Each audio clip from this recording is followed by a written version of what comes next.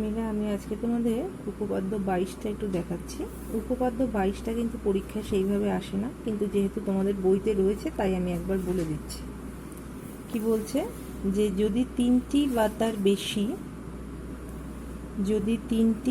তার বেশি সমান্তরাল সরলরেখাকে যে কোনো ভেদক থেকে সমান অংশ খণ্ডিত করে, তাহলে তারা অপর যে কোনো ভেদক থেকেও সমান অংশ খণ্ডিত করবে। বলছে কি, যদি তিনটি বা তার বেশি সমান্তরাল সরলরেখা, এই ধরো তিনটে সমান্তরাল সরলরেখা আঁকলাম, A B C D R EF, তারা তিনটি সমান্তরাল সরলরেখা যদি একটা ভেদককে তিনটে সমান খণ্ডে ভাগ করে, ধরলাম আমি পিকিউ একটা ভেদক, পিকিউ ভেদকটা এখানে ধরো কী কী বিন্দুতে ছেদ করলো, জি এইচ আই। এই যে যদি দুটো সমান খণ্ডে, তারা তিনটে সমান্তরাল সরলরেখা দুটো সমান খণ্ডে ভাগ করছে, তাহলে আমাদের কি বলে দিচ্ছে, G H equal to H I বলে দিচ্ছে। তাহলে আমাদের প্রমাণ করতে হবে যে অপর একটা ভেদক, ধরলাম সেই ভেদকটা এক্স ওয়াই, তাকেও দুটো সমান খণ্ডে ভাগ করছে। ধরো এই বিন্দুগুলোর নাম দিলাম আমি জে কে এল, ঠিক আছে? তার মানে কি, যে আমরা ধরি এ বি সি ডি এবং ইএফ তিনটে সমান্তরাল সরলরেখা, তাদের দুটো ভেদক হচ্ছে পি কিউ এবং এক্স ওয়াই। এবার এই সমান্তরাল সরলরেখা তিনটে পি কিউ ভেদককে দুটো সমান খণ্ড জিএইচ এবং এইচ আই ভাগ করেছে, সুতরাং আমরা পেলাম GH equal to H I. আমাদের দেখাতে হবে ঠিক একইভাবে এই সমান্তরাল সরলরেখা তিনটে এক্স ওয়াই ভেদককেও দুটো সমান খণ্ডে ভাগ করেছে, অর্থাৎ প্রমাণ করতে হবে আমাদের জে কে ইকুয়াল টু কে এল। আমরা অঙ্কন করলাম আমরা এ আর এল বিন্দু যোগ করলাম, যেটা সিডি সমান্তরাল সরলরেখাকে টি বিন্দুতে ছেদ করলো, ঠিক আছে? তাহলে এটা একটা ত্রিভুজ জি আই এল।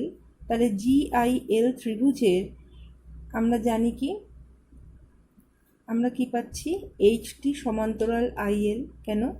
ত্রিভুজের, আমরা এর আগের উপপাদ্য থেকে শিখেছি, ত্রিভুজের কোনো একটা বাহুর মধ্যবিন্দু দিয়ে অঙ্কিত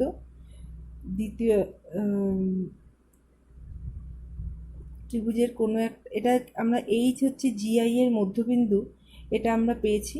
আর কি পাচ্ছি, এইচটি সমান্তরাল আইএল, কারণ আমাদের এই তিনটে সরলরেখাকে সমান্তরাল বলা হয়ে গেছে, তাহলে এইচটি সমান্তরাল আইএল। তাহলে এখান থেকে আমরা কি দেখাতে পাচ্ছি, ত্রিভুজের কোনো একটা বাহুর মধ্যবিন্দু দিয়ে অঙ্কিত দ্বিতীয় বাহুর সমান্তরাল সরলরেখা তৃতীয় বাহুকে সমদ্বিখণ্ডিত করবে, অর্থাৎ টিটা জিএল এর মধ্যবিন্দু, এটা প্রমাণ হচ্ছে। তাহলে আমরা বলতে পারি এইচটি, এখান থেকে আমরা প্রমাণ করতে পারি টিটা জিএল এর মধ্যবিন্দু। তাহলে টিটা যদি জিএল এর মধ্যবিন্দু হয়, তাহলে আমরা কি দেখাতে পারছি, যে জিটি ইকুয়াল টু টিএল, তাই তো? ঠিক একইভাবে আমরা যদি এবার এই ত্রিভুজটা নেই, ত্রিভুজ জি এল জে, তাহলে এই ত্রিভুজটায় আমরা কি পাচ্ছি, ত্রিভুজ জি এল জেতে আমরা পেয়েছি যে টি কে সমান্তরাল জি জে, এটা আমরা পেয়েছি অঙ্কন অনুসারে। আর এই টিটা জিএল এর মধ্যবিন্দু, তাহলে আমরা কি বলতে পারি, ত্রিভুজের কোনো একটা বাহুর মধ্যবিন্দু দিয়ে অঙ্কিত দ্বিতীয় বাহুর সমান্তরাল সরলরেখা তৃতীয় বাহুকে সমদ্বিখণ্ডিত করবে। তাহলে এখানে তৃতীয় বাহুটা জেএল, তাকে যদি সমদ্বিখণ্ডিত করে, তার মানে কে বিন্দুতে জেএল বাহুটা সমদ্বিখণ্ডিত হচ্ছে, সুতরাং জে কে ইকুয়াল টু কে এল। এটাই আমাদের প্রমাণ করতে দিয়েছে। এটা কিন্তু তোমাদের পরীক্ষায় খুব একটা বেশি আসে না। আচ্ছা, এরপরে দেখো, এরপরে তোমাদের যে এক্সট্রা জ্যামিতিগুলো আছে, আমি যে কটা বলে দিচ্ছি শুধু এই কটাই তোমাদের করতে হবে, বাকিগুলো করার প্রয়োজন নেই। আমি একটু প্রয়োগগুলো আলোচনা করে দিচ্ছি। দেখো, আমরা উপপাদ্য 20 আর 21 আমরা কি শিখেছি, যে ত্রিভুজের কোনো একটা বাহুর মধ্যবিন্দু দিয়ে অঙ্কিত দ্বিতীয় বাহুর সমান্তরাল সরলরেখা তৃতীয় বাহুকে সমদ্বিখণ্ডিত করবে, তাই তো? তার মানে আমরা যদি এই বাহুটা জানি, আর যদি জানি এই দুটো মধ্যবিন্দু, তাহলে এই বাহুটার দৈর্ঘ্য পেয়ে যাচ্ছি। যেমন ধরো প্রথমটা প্রয়োগ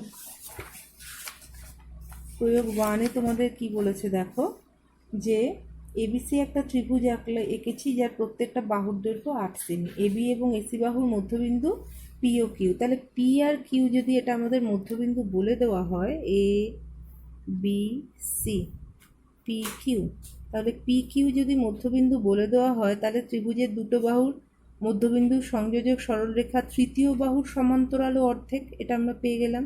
তাহলে তৃতীয় বাহুর সমান্তরাল ও অর্ধেক হলে তাহলে পি কিউ সমান্তরাল বিসি, আর P Q equal to half of BC, তাহলে হাফ অফ 8 ইকুয়াল টু 4, এটা বলতে পারি। ঠিক একইভাবে পরেরগুলো। আচ্ছা, দিয়েছে একটি সমবাহু ত্রিভুজ এঁকেছে, ধরো এই একটা আমি সমবাহু ত্রিভুজ আঁকলাম এ বি সি। সমবাহু ত্রিভুজ মানে প্রত্যেকটা বাহু সমান, আমরা বলতে পারি A B equal to BC equal to C A, এটা আমরা বলতে পারি। এবারে দেখো, যদি A B equal to BC equal to C A হয়, এবার কি বলছে, তিনটের মধ্যবিন্দু যথাক্রমে পি কিউ আর। আমাদের প্রমাণ করতে হবে পি কিউ আর একটি সমবাহু ত্রিভুজ, তাই তো? আচ্ছা, প্রথম কথা হচ্ছে, এটা যেহেতু সমবাহু ত্রিভুজ, এদের প্রত্যেকটা সমান, তাহলে এদের অর্ধেকটাও প্রত্যেকে সমান হবে। ধরো কথার কথা, যদি এটা যদি 6 সেমি হয়, তাহলে প্রত্যেক অর্ধেকটাই 3। তাহলে আমরা যদি পি আরটা যোগ করি, তাহলে পি আরটা আমরা কি পাচ্ছি, ত্রিভুজের যে কোনো দুটো বাহুর সংযোজক সরলরেখা তৃতীয় বাহুর সমান্তরাল ও অর্ধেক। তার মানে আমরা বলতে পারি P R equal to half of BC. একইভাবে যদি আমরা পি কিউ যোগ করি, P Q equal to half of AC, তাহলে হাফ অফ বিসি, যেহেতু সমবাহু ত্রিভুজ তার প্রত্যেকটা বাহু সমান। আর আর আর কিউ না, এটা সরি পি কিউ হবে। আর R Q equal to half of AB, তার মানে হাফ অফ বিসি, যেহেতু প্রত্যেকটা বাহু সমান, তার মানে কি প্রত্যেকেই হাফ অফ বিসির সমান। তাহলে আমরা বলতে পারি P R equal to P Q equal to R Q. সুতরাং তিনটে বাহু সমান, তাহলে এই ত্রিভুজটা সর্বসম। এবারে দেখো প্রয়োগ 4 তোমাদের পড়ার দরকার নেই। প্রয়োগ 5টা দেখো, প্রয়োগ 5টা ইম্পর্টেন্ট। কি বলছে প্রয়োগ 5টায় কি বলছে দেখো, যে এবিসিডি ট্রাপিজিয়াম এঁকেছে যার তির্যক বাহু এবি ও এডি ও বিসি মধ্যবিন্দু যথাক্রমে ই ও এফ। প্রমাণ করতে হবে ইএফ সমান্তরাল এবি এবং EF equal to half of AB plus BC, তাই তো? দেখ কি করতে হবে, আমাদের কি বলেছে, যে এই একটা ধরো ট্রাপিজিয়াম আঁকলাম, ট্রাপিজিয়ামটার নাম দিয়েছে কি এ বি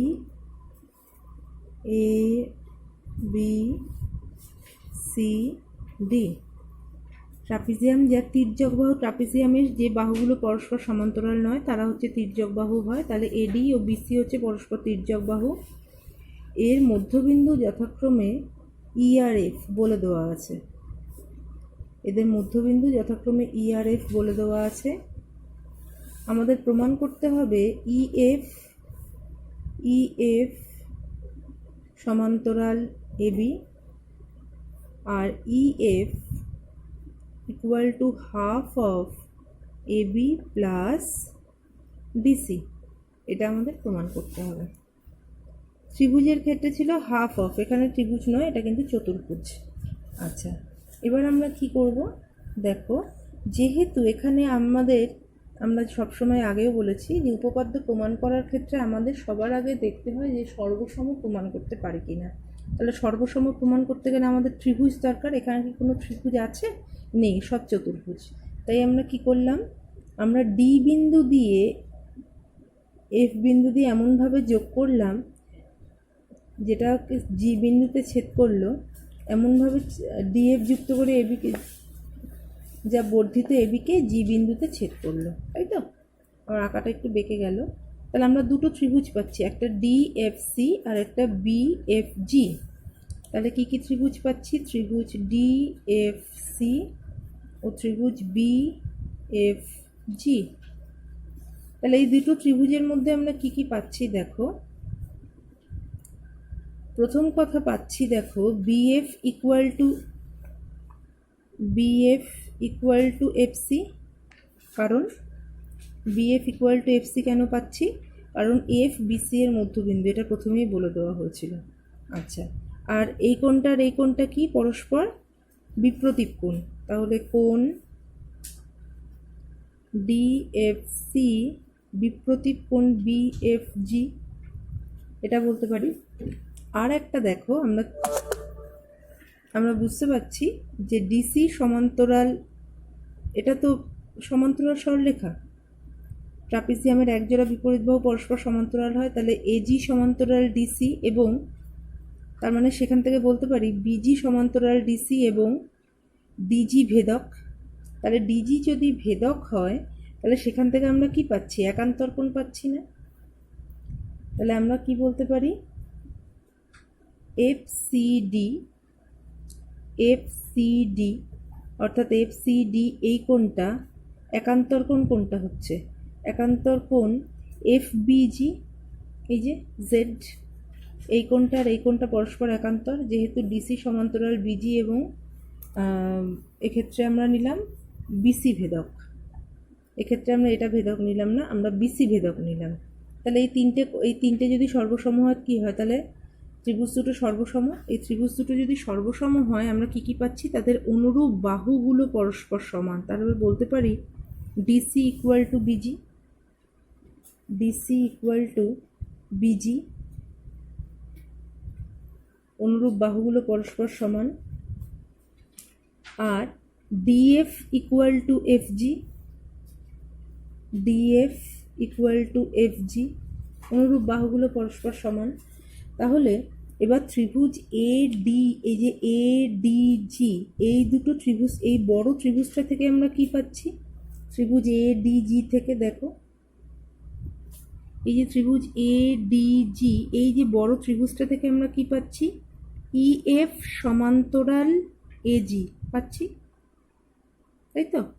ইএফ ত্রিভুজের, এই যে একটা ত্রিভুজ পেলাম এ ডি জি, এর দুটো বাহুর মধ্যবিন্দু, এই যে ডিজি বাহুর মধ্যবিন্দু এফ আর এডি বাহুর মধ্যবিন্দু ই, তাহলে এই দুটো সংযোজক সরলরেখা ইএফ। তাহলে আমরা কি জানি? ত্রিভুজের যে কোনো দুটো বাহু সংযোজক সরলরেখা তৃতীয় বাহুর সমান্তরাল ও অর্ধেক।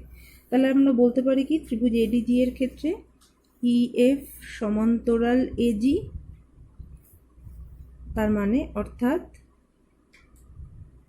ইএফ সমান্তরাল এবি, এই পুরোটা সমান্তরাল হলে এবি এর সমান্তরাল। আর ইএফ ইকুয়াল টু কি হবে? Half of AG.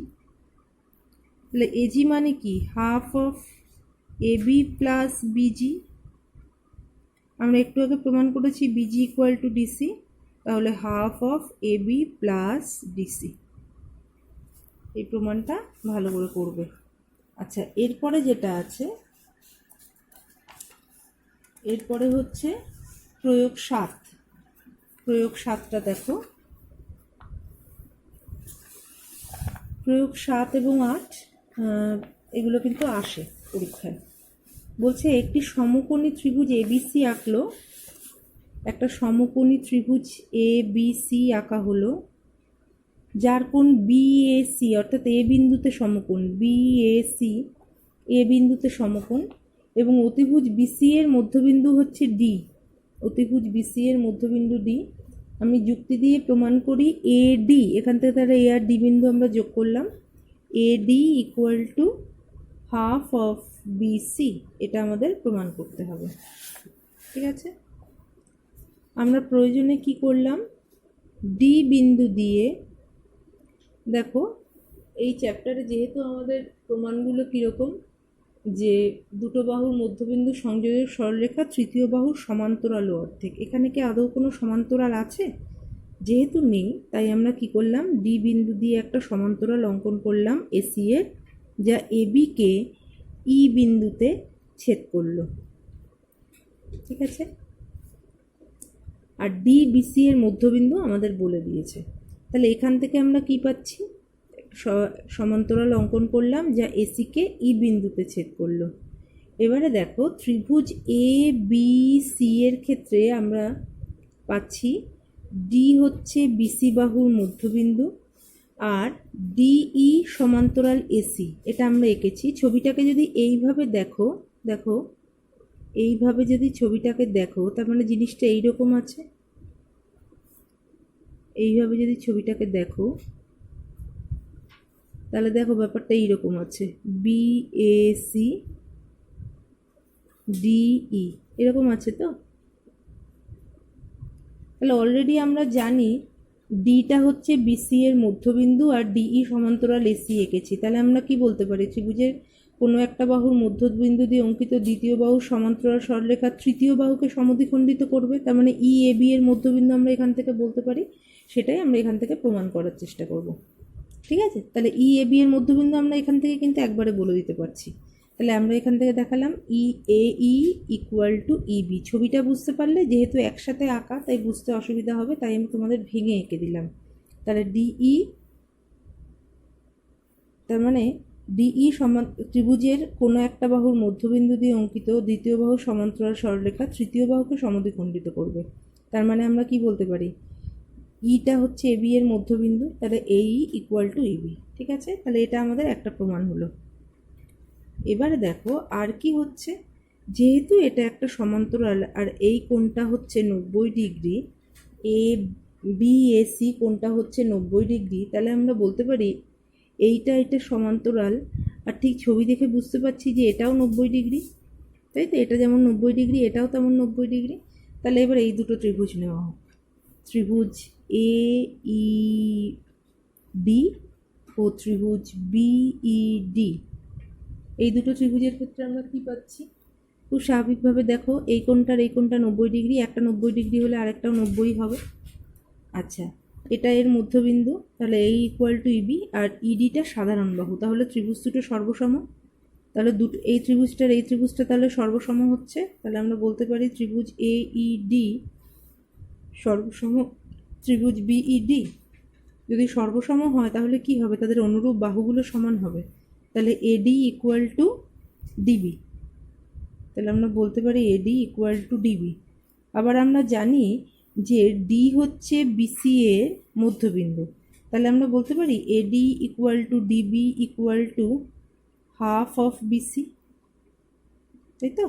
যেহেতু ডিটা বিসি এর মধ্যবিন্দু তার মানে ডিবিটা কি বিসি এর অর্ধেক, তাহলে AD equal to half of BC, এটাই তো আমাদের প্রমাণ করতে দিয়েছিল। আশা করি বুঝতে পারলে। এবার দেখো 8 নম্বরটা খুব ইম্পর্টেন্ট বলছে। আচ্ছা, প্রথম কথা হচ্ছে মধ্যমা কাকে বলে। মধ্যমা হচ্ছে ত্রিভুজের যে কোনো দুটো বাহুর মধ্যবিন্দুর সংযোজক সরলরেখা। মধ্যমা এবং উচ্চতায় পার্থক্যটা তোমরা ক্লাস 7-এ পড়েছিলে। মধ্যমা আর উচ্চতা কিন্তু এক নয়। সমবাহু ত্রিভুজের ক্ষেত্রে সব মধ্যমা এবং উচ্চতা সমান, কিন্তু বিষমবাহু ত্রিভুজের ক্ষেত্রে মধ্যমা এবং উচ্চতা সমান নয়। মধ্যমা মানে হচ্ছে এইটা, ত্রিভুজের যে কোনো দুটো বাহুর মধ্যবিন্দুর সংযোজক রেখাংশ, সেটাকে আমরা মধ্যমা বলতে পারি। ঠিক আছে, তো সেটাই বলছে যে ত্রিভুজ এবিসি এর এডি মধ্যমার মধ্যবিন্দু ই। এই ধরো একটা ত্রিভুজ এ বি সি, এডি মধ্যমা যদি হয় তার মানে সেটা কি বিসি এর মধ্যবিন্দু, অলরেডি বলেই দিল, তাই তো? এডি মধ্যমা আঁকা মানে ডিটা বিসি এর মধ্যবিন্দু, এটা কিন্তু বলে দেওয়া হলো। এবার এডি মধ্যমার মধ্যবিন্দু ই, তার মানে এ ই ইকুয়াল, তার মানে কি বলে দিল হচ্ছে বিডি ইকুয়াল টু ডিসি, আর বলে দিল হচ্ছে এ ই ইকুয়াল টু ইডি, এটা বলে দেওয়া হলো।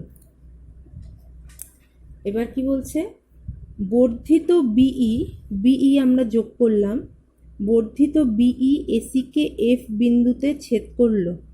বর্ধিত বিই এসিকে এফ বিন্দুতে ছেদ করলো। প্রমাণ করো A F equal to 1/3 of AC. এটা আমাদের প্রমাণ করতে হবে। আমরা কি অঙ্কন করলাম, আমরা ডি বিন্দু দিয়ে বিএফ এর একটা সমান্তরাল অঙ্কন করলাম যা এফসিকে জি বিন্দুতে ছেদ করলো। ঠিক আছে, তাহলে দেখো আমরা এখান থেকে একটা ত্রিভুজ পাচ্ছি, প্রথমে একটা ত্রিভুজ পাচ্ছি বিএফসি। তাহলে বিএফসি ত্রিভুজের আমরা জানি, এই যদি প্রথমে এই ত্রিভুজটা নিচ্ছি, দেখো এই যে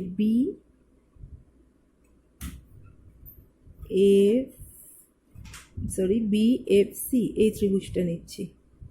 আচ্ছা, এই ত্রিভুজটার ক্ষেত্রে আমরা কি পাচ্ছি? এই ত্রিভুজটার ক্ষেত্রে আমরা পাচ্ছি ডিটা বিসি এর মধ্যবিন্দু। তাহলে আমি যদি ছবিটাকে এইভাবে ঘুরিয়ে আঁকি, দেখো আমি তোমাদের জন্য একটু ঘুরিয়ে আঁকছি। আমি যদি ছবিটাকে এইভাবে ঘুরিয়ে আঁকি, সি বি এফ যদি আমি আঁকি, তাহলে আমরা কি পাচ্ছি? ডিটা মধ্যবিন্দু পেয়েছি। আমরা এটা অলরেডি সমান্তরাল কিন্তু আমরা বলেই দিয়েছি, ডি বিন্দু দিয়ে বিএফ এর সমান্তরাল লিখেছি, তাহলে অলরেডি এটা সমান্তরাল বলা হয়ে গেছে। তাহলে আমরা বলতে পারি কি, ত্রিভুজের কোনো একটা বাহুর মধ্যবিন্দু দিয়ে অঙ্কিত দ্বিতীয় বাহুর সমান্তরাল সরলরেখা তৃতীয় বাহুকে সমদ্বিখণ্ডিত করবে। তাহলে এখান থেকে আমরা বলতে পারি কি, যে GC equal to F G, এটা আমরা বলতে পারছি, তাই তো? ঠিক একইভাবে যদি আমরা এই ত্রিভুজটা নিই, ত্রিভুজ এডিজি, ত্রিভুজ এডিজি, এই ত্রিভুজটা যদি নিই, তাহলে দেখো ইটা যে এডি এর মধ্যবিন্দু, এটা আমাদের অলরেডি বলে দেওয়া হয়ে গেছে, তাই তো? তাহলে আর এটা সমান্তরাল আমরা জানি যে বিএফ আর ডিজি সমান্তরাল। তাহলে ত্রিভুজ এই যে ত্রিভুজটার ক্ষেত্রে আমি এইভাবে যদি ত্রিভুজটাকে আঁকি, তাহলে দেখো কি পাচ্ছি, এ ডি জি যেমন আঁকা আছে আমি সেরকমভাবে বেঁকিয়েই আঁকলাম, ইএফ, তার মানে ইটা যে এডি এর মধ্যবিন্দু এটা প্রথমেই বলে দিয়েছিল, তাই তো? এই ইকুয়াল টু ইডি, তার মানে ত্রিভুজের কোনো একটা বাহুর মধ্যবিন্দু দিয়ে অঙ্কিত দ্বিতীয় বাহুর সমান্তরাল সরলরেখা তৃতীয় বাহুকে সমদ্বিখণ্ডিত করবে। তার মানে এখান থেকে আমরা বলতে পারি কি, A F equal to F G. আবার আমরা পেয়েছি যে F G equal to GC, তাহলে আমরা বলতে পারি A F equal to F G equal to GC. তার মানে এই বাহুটা মূলত তিনটে খণ্ডে ভাগ হয়ে গেল। তাহলে এফ ইকুয়াল টু কী হলো? 1/3 অফ এসি। এটাই তোমাদের প্রমাণ করতে দিয়েছে। প্রমাণগুলো পড়ো, আমি এর পরে তোমাদের শর্ট কোশ্চেন আলোচনা করবো।